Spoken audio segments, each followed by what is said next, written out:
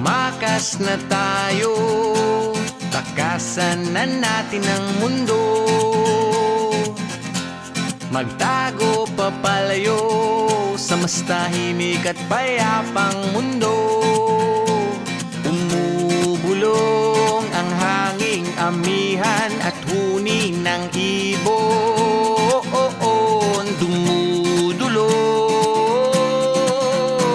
at tinatawag na tayo ng bundok.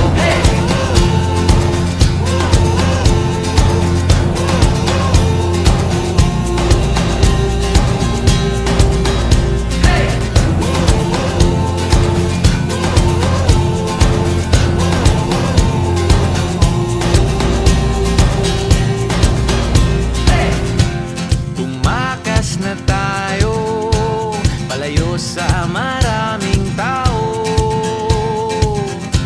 Tumiwalay at magtago sa maingay at malabong mundo.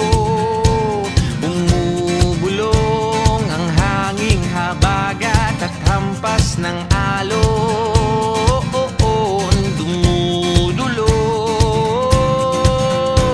at niyayakag na tayo ng karagatan.